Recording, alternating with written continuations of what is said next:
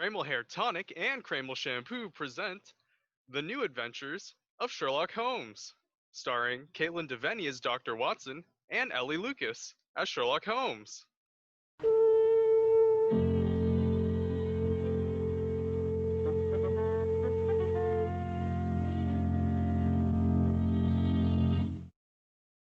Now, once again, it's time to keep that weekly appointment with our good friend and host, Dr. Watson. Good evening, Dr. Watson. Good evening, Mr. Bell. As usual, you're punctual to the minute. Pull up a chair and make yourself comfortable. Thank you.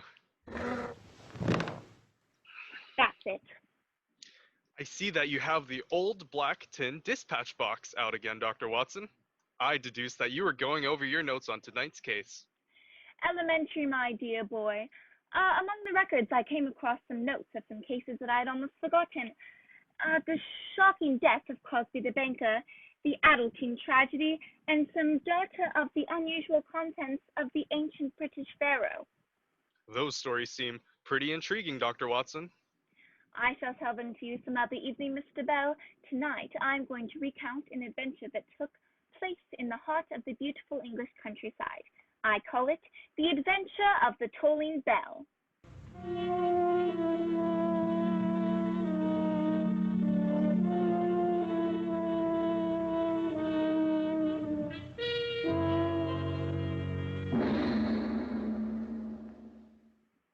Well, that story began in a small country village of Cornwall. Holmes had recently brought to a successful conclusion the affair of the barrel and furnace wheelchair murders, and we decided a few days of rest in the nearby Cornwalls would do us good before returning to our arduous life on Baker Street. We were staying in a small but comfortable inn. Only on the morning of our third day, I remember, Holmes and I were in our bedroom waiting for those two essentials without which an English country gentleman could not start his day, an early morning cup of tea and a jug of hot water for shaving. As we sat there at the open window, a nearby church bell was tolling a funeral knell.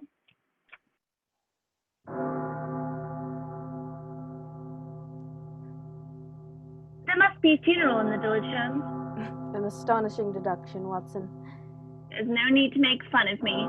Impressive sound, isn't it? I suppose so. Has it ever occurred to you, Watson, the history of bells is full of romantic interest? I can't say that I've thought much about it. Almost every historical event has been accompanied by the sound of bells. They summoned soldiers to arms, as well as Christians to church.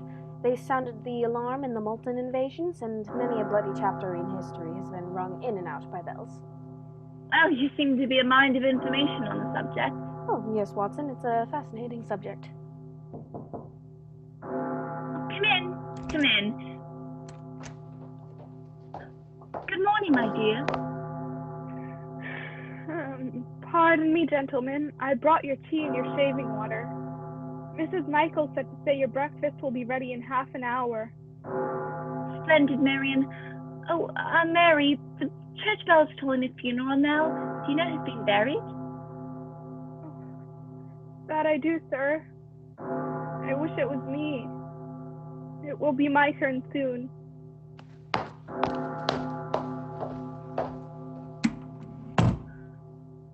Poor little thing. I wonder what's the matter with her. I have no idea. Perhaps her father or mother just died? Or a young man? Oh, yes, I bet that's it. She's a pretty girl. She'd obviously been crying when she came in. Perhaps that's her fiancé they're burying now. Watson, you have the sentimental imagination of the true storyteller, but we've come here for a holiday. You must give your imagination a rest, too. So, drink your tea, remove your whiskers, and we'll go downstairs and investigate those killers.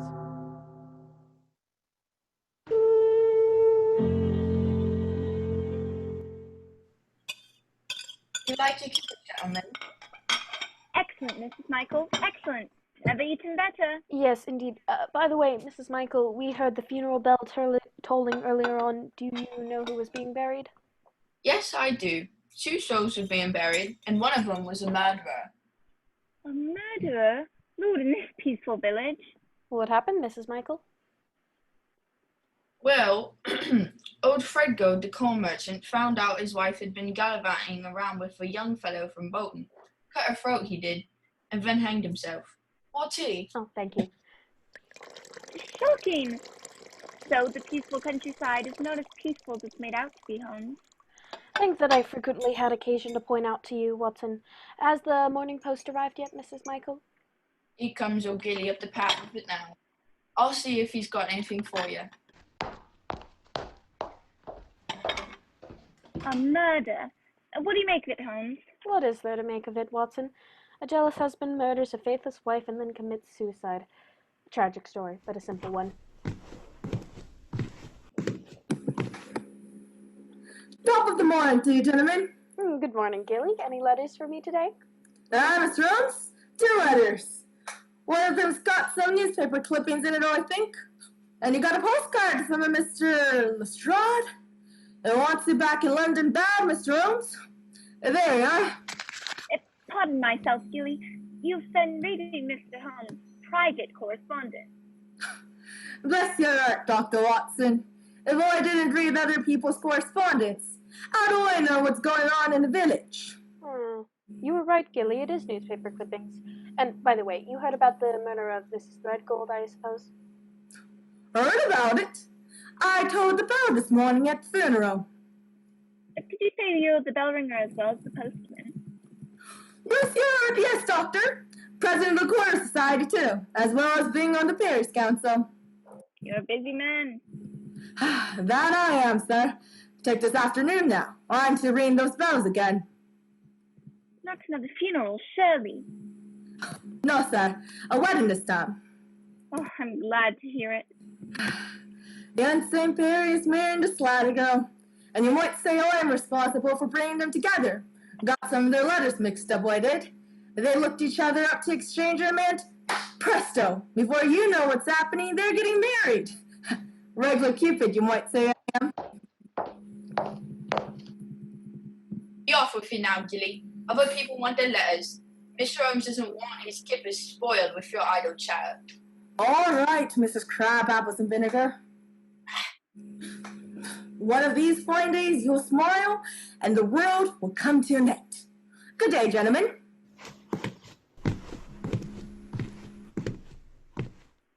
Talkative old fellow he is. Oh, Mr. Holmes, Mrs. Lakland and all. Poor old lady is most anxious to talk to you.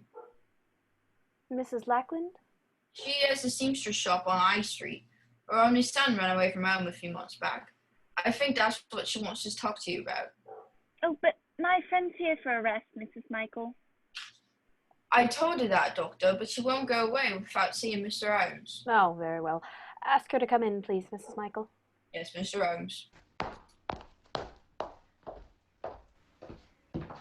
Oh, I do bother to see her, Holmes. Sounds like a trivial matter.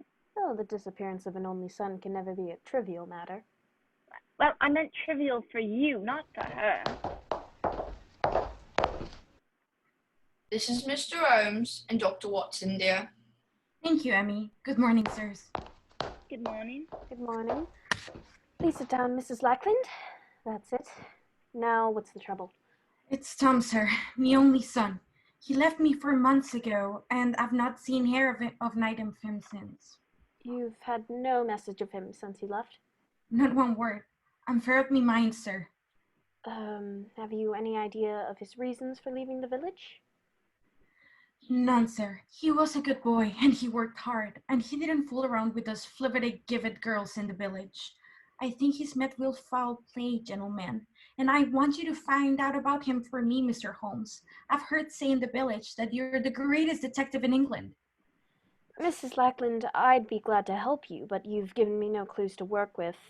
I'm afraid that If it's money you want, I got £20 in me Porter savings. It's all yours if you can bring my Tommy home to me, or at least tell me he's safe. Mrs. Lakland, I wouldn't dream of accepting a fee.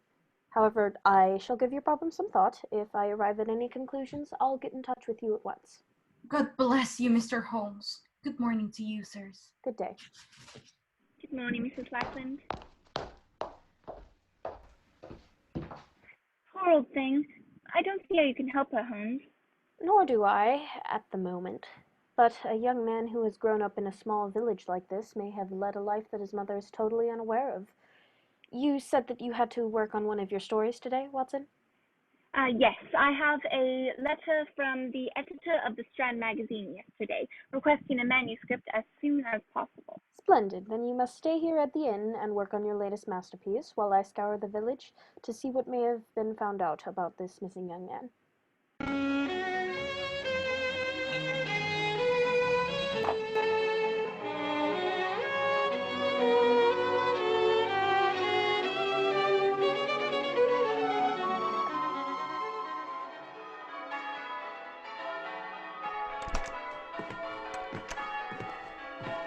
There you are, Holmes. I was beginning to think you got lost. Hello, Watson. I trust you had a profitable session with pen and paper? I got about half a chapter. I would have done more if it hadn't been for those infernal bells. The wedding ceremony that the worthy Gillian told us about this morning. Ugh, I'm tired. What did you find out about Mrs. Lackland's son? Among other things, that he had a secret love life unknown to his mother, and the object of his affections was none other than the maid who brought us our tea this morning.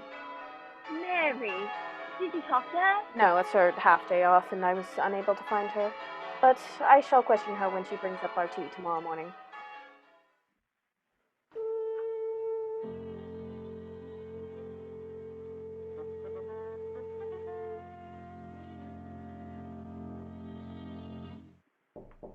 Oh, come in, Mary. Oh, Miss Michol. Good morning, gentlemen. Here's your tea and shaving water. Oh, where's Mary this morning? She didn't come to work. Must be ill again. Not a reliable girl, and no better than she ought to be, if you ask me. No job for me to be carrying tea and not water upstairs. I hear the village bell tolling for another funeral. Does Conforth have a burial every morning? I really don't see how the population can run to it. Another suicide, sir. Another suicide? Good Lord. Oh, John Letterby, the baker. He was expecting some money from his son in Australia. It never came. He hanged himself. Will you be wanting a couple of boiled eggs? No, I haven't much of an appetite. Thank you very much.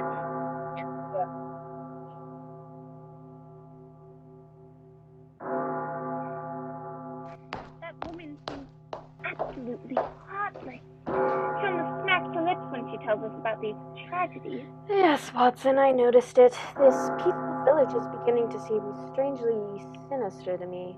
And since you have no appetite for breakfast, perhaps you'll join me in a little excursion as soon as you're dressed? Of course. Where are we going? To see the maid, Mary. I'm anxious to talk to her before another funeral bell begins to toll.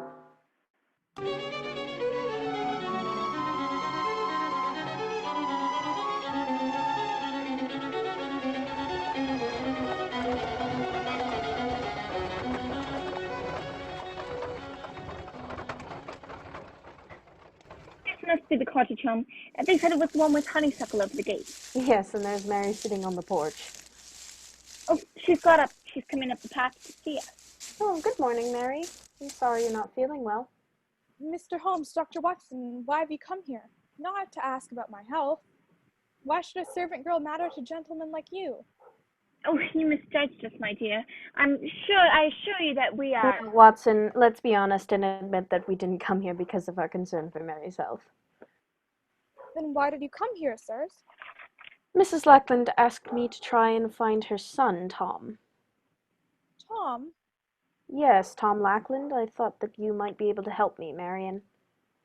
If I could help you, Mr. Holmes, I'd be helping myself too. Here comes Gilly, the postman. Gilly, is there a letter for me today? No, lass, there's nothing for you again. There must be, Gilly, there must be. No, lass, if the letter would come, I'd bring it to you as fast as me legs would carry me. You know that. Morning, Mr. Holmes, Dr. Watson. Left some letters at the inn for you, Doctor. You had a letter from a lady. How do you know it was from a lady? Rigged with the smell of violets, it did. And it was written in green ink on grey paper, sir. Amazing deduction. That sounds like your young friend from Dallas, Watson. How did you know about... I don't have a young friend from Dallas, Watson. Quite. Gilly, you told another funeral bell today, didn't you? Aye, sir. And a tragic thing was, Old Letterby hanged himself because he didn't get the money from his son in Australia. I found him, I did. I was the one to cut him down. The writing me post back was the letter he was waiting for. The letter that would have saved his life. Great Scott, what a ghastly piece of irony. That it was, sir. That it was. Well, gentlemen, I'd be on my way. Good day. Good day, Mary. Perhaps the letter will arrive tomorrow. No, I'll never hear from Tom now. He's ashamed of me. That's why he's deserted me. Deserted you, Mary? You speak almost as if you were his wife. I am his wife. What? We were married secretly in Rochdale 5 months ago come Tuesday. And he never told his mother. He was afraid to. She thought I was beneath him. Tom said he'd go away and get a good job and then return here and fetch me back with him. He went away all right, but he never came back or sent me a word. When he left, did he give no clues to his destination, no hints of any kind, Mary? Wait, he did once say, "Mary, I'm gonna clear out to this puddle and make me a fortune, even if I have to bury it." And then he said, "Bury me fortune, huh? That's a joke, innit?" I don't know what he meant by it. I think I do. Mary, Watson, we're taking a short train journey as soon as possible. Oh, where are we going, may I ask? We're going to the town of Bury in search of this young lady's husband. What makes you think Tom might be in Bury, Mr. Holmes? Because the famous Fortune cotton mills are in Bury. It would seem possible that when your husband joked of burying his fortune, he was talking of going to the mills there. Wherever he's gone, he won't be coming back for me. I know that now. Now. Don't talk like that, my dear. Remember, you have friends, Mrs. Lakland.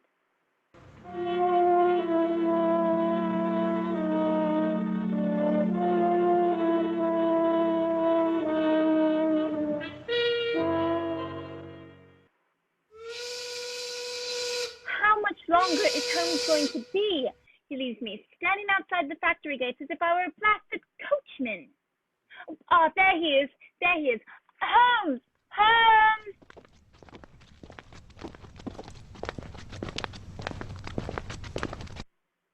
Hello, Watson. Permit me to introduce you to Mr. Tom Lakland.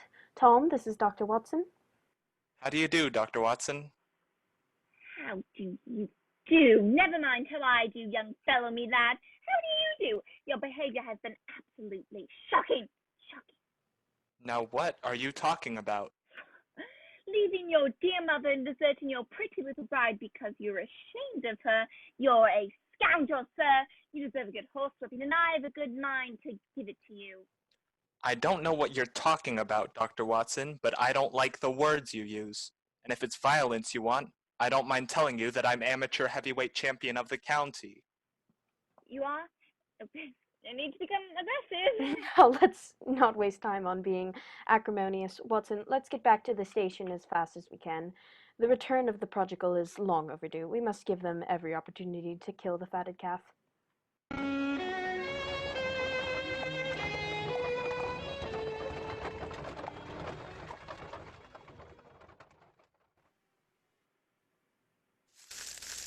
Ah, there's Mary's house. I'm dying to see her. And after this reunion, Tom, I suggest that you both go over and see your mother. I'm sure she'll forgive you. Yes, Mr. Holmes, I'll do that. Perhaps we should have warned her. Your sudden appearance may be something of a shock. I think it's a shock that Mary can handle.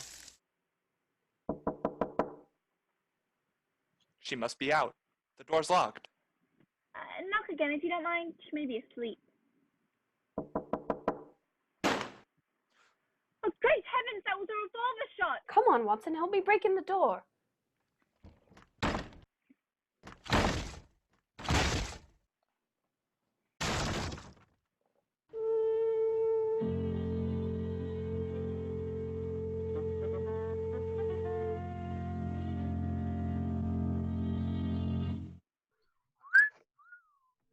Hey, Suzy Q, what's cooking with you?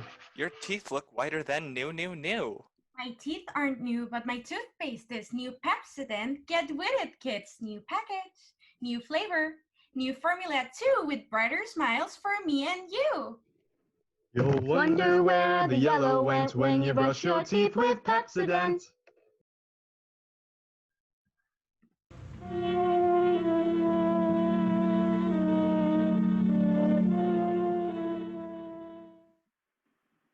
Now, Dr. Watson, that was a fine place to break off your story. You left me right at the edge of a cliff. Had the young girl shot herself? She'd shot at herself, Mr. Bell, but fortunately her last-minute lack of courage had made her shot go wild. Holmes and I and the young bridegroom burst into the house and rescued the smoking revolver from her hand. I must confess the reunion between the two lovers was a touching sight. In fact, I felt considerably older than I was as Holmes and I stood there listening to Tom reassuring her. Mary, darling, it's all right. I'm here. Tom, you are. You did come back for me. I thought you never would.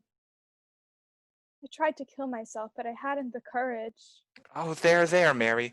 Everything's going to be all right now. Oh, it will be, Tom, won't it? Oh, I'm so tired. And now, Tom, I think the time has come to reassure Mary that you did write to her. Of course I did, Mary, darling. I sent you money and told you that I'd be back here to take you to Barry as soon as I'd saved up enough. You wrote to me, Tom. Twice a week. And I wrote to Mother, too. Then why didn't I get the letters? The answer to that should be obvious, my dear. Gilly the postman deliberately withheld them from you. Gilly? Great heavens, why? I have my suspicions, strong suspicions, but I have to get proof. Tell me, Mary, the day before yesterday, Mr. Threadgold murdered his wife. Do you know how he learned of her infidelity? Well, I'm not sure, but I did hear Mrs. Michol say it was through some letters that got mixed up. Letters addressed to her were delivered to his office instead of at the house. Gilly again. Precisely. Surely the whole terrible pattern begins to take shape. Tom. Yes, Mr. Holmes. I'm going to lay a trap. To spring it, I shall need your assistance. Of course, Mr. Holmes. I'll do anything. Wait here with Mary until darkness falls. Then muffle yourselves up and go to your mother's house. Wait there in hiding and let no outsiders see you until you hear from me. Since you two lovebirds have been separated for 4 months, I don't imagine that will be too unpleasant. Quiet, Watson. You understand, Tom? Yes, Mr. Holmes. Good. Come on, Watson. What's your plan, Holmes? I'll tell you as we go. One thing I can promise you. Before the sun is very high tomorrow, I shall free this village from one of the most subtly evil powers I have ever come in contact with.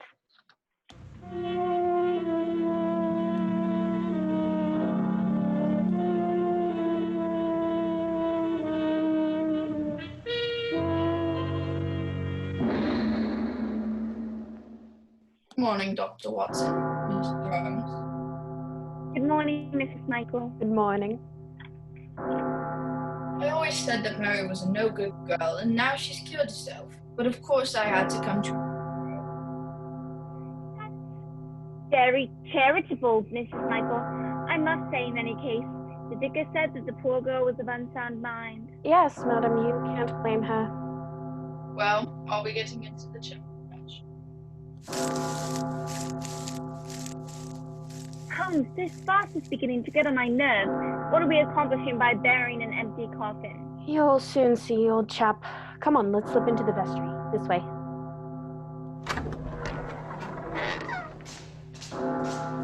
Where are we going, Holmes? Up the stairs that lead to the belfry. Here they are.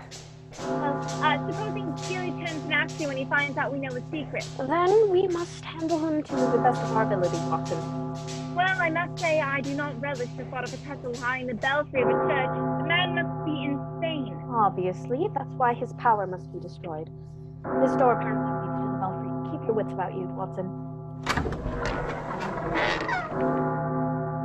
Good morning, Gilly. Mr. Holmes, Dr. Watson, you've come to see me at work. That's nice of you. Not often I could company up, yeah? We haven't come to see you at work, Gilly. We know your diabolical work only too well. Yes, Gilly, we know your secret. What secret's that? You're mad with power, Gilly. You've tried to control the destiny of this village. In your position as postman, you thought you had the power to give life and death. That I am, sir, and it's a great power. It makes a man feel good, almost like a god, you might say. That's sacrilege, you scoundrel. You are responsible for the murder of Mrs. Threadgold. Aye, sir, and that I was, and for an old man hanging himself. You were responsible for John Letterby's suicide, weren't you? That I was. Letterby tried to vote me off the village council. I'd sworn I'd made him pay for it, and I did. Your reign is over, Gillian. You'll never toll a bell again. The only one you'll hear will be a prison bell. You can't touch me, Mr. Holmes. You got no proof. There's nothing you can't do. Don't be too sure. I have enough influence to take your job away. You take me away from you bells? I live for these bells. You wouldn't take me away from them. You couldn't live without the power they give you, could you, Gilly? You're trying to destroy me. You're already destroyed, Gilly. Yes, you've already failed. Mary's alive. Alive? But the coffin they're burying down there. It's full of stone. You'll be the laughingstock of the village, Gilly. They'll never laugh at Gilly. You can't catch me, Mr. Holmes. I'm beyond you still. He's running up the ladder leading to the bell tower. Come back, Gilly, come back! He's mad as a hatter. Quite. What's he going to do up there? He might set fire to the steeple. Could make any madness. I'm going to fetch him home. No, Watson, he drew a knife as he fled. And with that rickety staircase and the narrow opening leading into the bell chamber, you'd never stand a chance. He'd get you on the first ledge. How are we going to get him down? There's only one way. He's in a tiny loft containing his beloved bells. We'll see how much he loves them at close quarters. I doubt if he can even stand the noise in that confined space. Where's that bell rope? Come down, Gilly, come down, sir. Where do you go? Not until you come down, Gilly. Stop reading that! I can't stand it! You make me mad! You are mad, Gilly. Mad with power. Come down here, I say. I'm coming!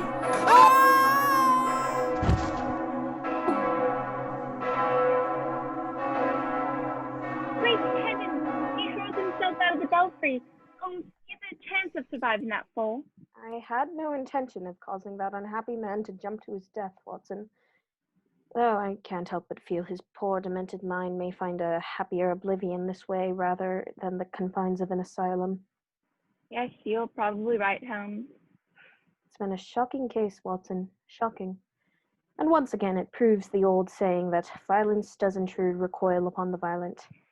And the schemer falls into the pit which he digs for another.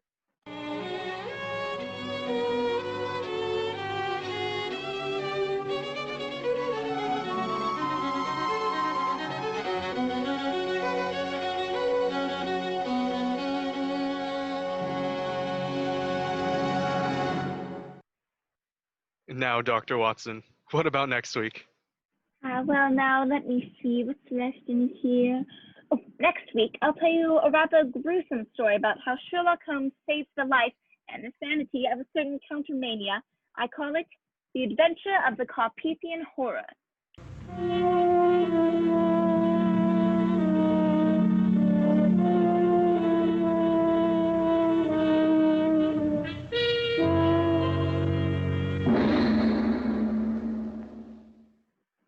Tonight's new Sherlock Holmes adventure was suggested by an incident in Sir Arthur Conan Doyle's story, The Golden Pince-Nez.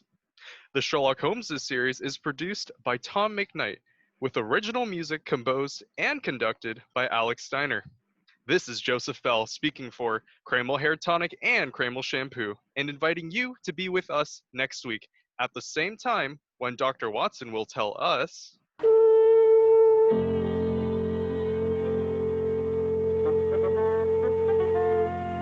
The Adventure of the Carpathian Horror.